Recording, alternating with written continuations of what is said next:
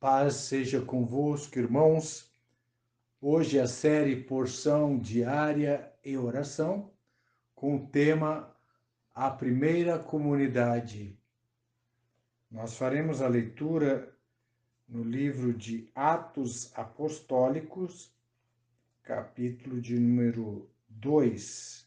Os versículos que nós estaremos lendo, do versículo de número 41 ao 47. De sorte que foram batizados os que de bom grado receberam a sua palavra, e naquele dia agregaram-se quase 3.000 almas. E perseveravam na doutrina dos apóstolos, e na comunhão, e no partir do pão, e nas orações. E em toda a alma havia temor, e muitas maravilhas e sinais se faziam pelos apóstolos.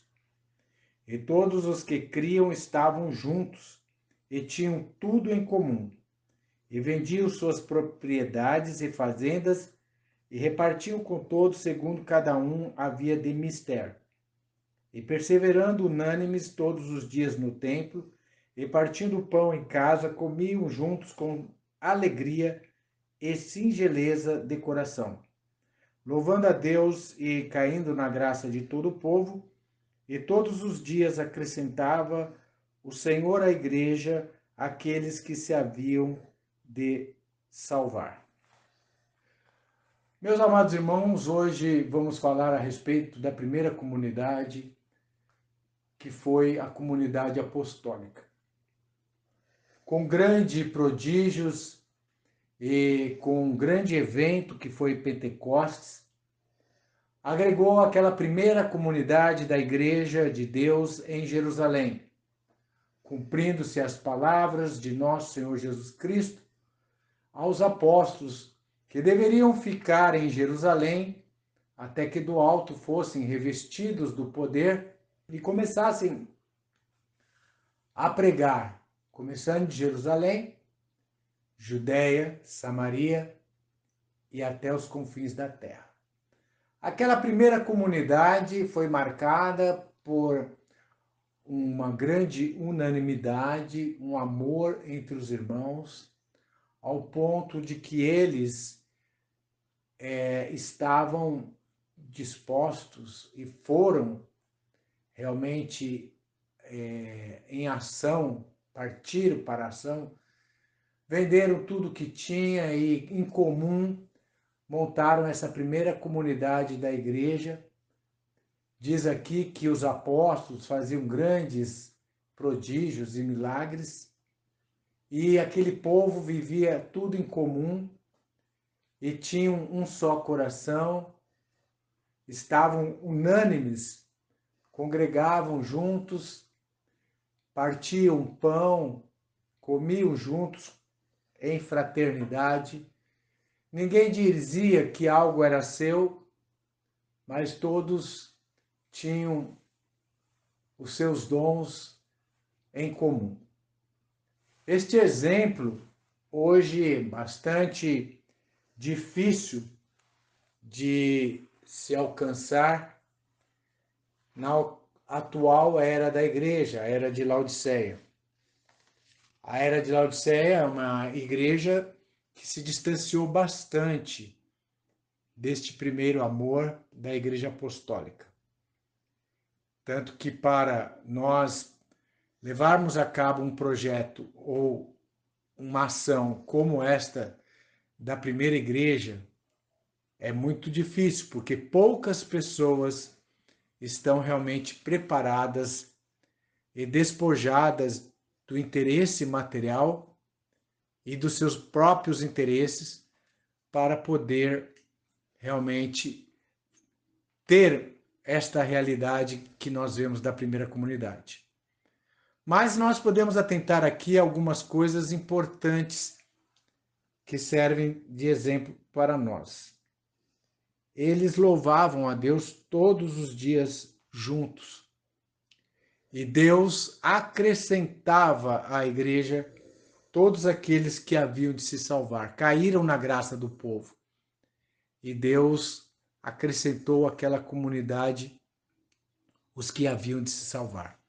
Então, quanto maior o amor fraternal dentro do povo de Deus, mais Deus acrescenta à igreja aqueles que hão de se salvar. Quando falta este amor, esta comunhão, aí vem o deserto, a sequidão, a falta de operação da parte de Deus. Atentemos, irmãos, para este exemplo tão bonito e tão ímpar dos nossos irmãos da era apostólica. Que a fé que está sendo nos dada através da leitura e do ouvir da palavra de Deus venha calar fundo em nossos corações e trazer frutos de fraternidade verdadeira e sincera no meio do povo de Deus. Eles também oravam todos os dias, uns pelos outros, diz o apóstolo Paulo. Repartiam tudo o que tinham, cada um que havia de necessidade. E Deus operava maravilhas. O apóstolo Paulo fala algo semelhante à fórmula para esta coesão fraternal dos nossos irmãos. Se encontra em Filipenses, capítulo de número 2. Vamos à leitura. Diz assim: portanto, se há algum conforto em Cristo, se há alguma consolação de amor, se há alguma comunhão no Espírito, se há alguns entranháveis afetos e compaixões, completai o meu gozo para que sintais o mesmo, tendo o mesmo amor, o mesmo ânimo, sentindo uma mesma coisa. Nada façais por contenda ou por vanglória, mas por humildade. Cada um considere os outros superiores a si mesmo. Não atente cada um para o que é propriamente seu, mas cada qual também para o que é dos outros. De sorte que haja em vós o mesmo sentimento que houve também em Cristo Jesus. Veja então o que fala o apóstolo Paulo sobre a fraternidade, o ânimo, todos sentindo a mesma coisa, unidos no vínculo da paz pelo Espírito de santidade. O apóstolo Paulo volta a falar algo similar a isso em Efésios, capítulo de número 4, que ele diz o seguinte, né? Rogo-vos, pois, eu, preso do Senhor, que andeis como é digno da vocação com que fostes chamados, com toda a humildade e mansidão, com longanimidade, suportando-vos uns aos outros em amor, procurando guardar a unidade do Espírito pelo vínculo da paz. Há um só corpo e um só Espírito, como também fostes chamados em uma só esperança da vossa vocação. Um só Senhor, uma só fé, um só batismo.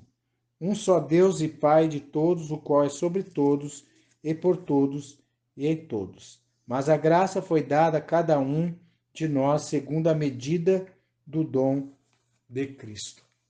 Então, aqui também, em Efésios 4, ele volta a falar sobre a humildade, suportar uns aos outros, manter o vínculo da paz, a unidade do Espírito, a mesma fé, o mesmo batismo, a mesma comunhão no corpo de Cristo.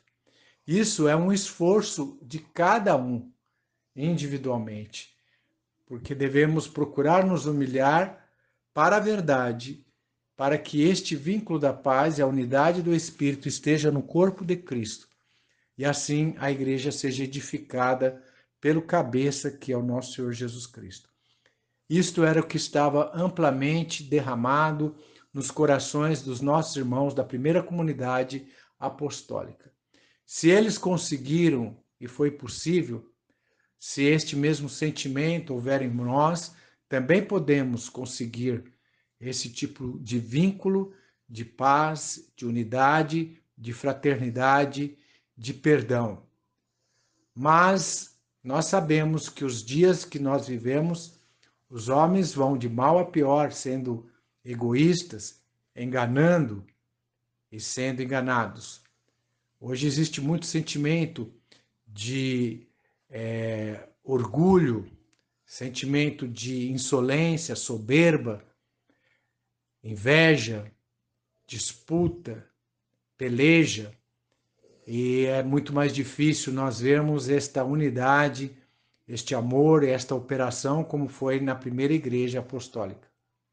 Mas aqueles que têm fé e cultivam realmente esta fé segundo as Escrituras, hão de alcançar nos últimos dias para que nenhum dom nos falte pela manifestação de nosso Senhor Jesus Cristo. 1 Coríntios capítulo 1, versículo 7. Assim, que o Senhor console cada um e dê a fé, a esperança, a graça necessária para ser edificado no corpo do nosso Senhor e Salvador Jesus Cristo, que é a sua igreja.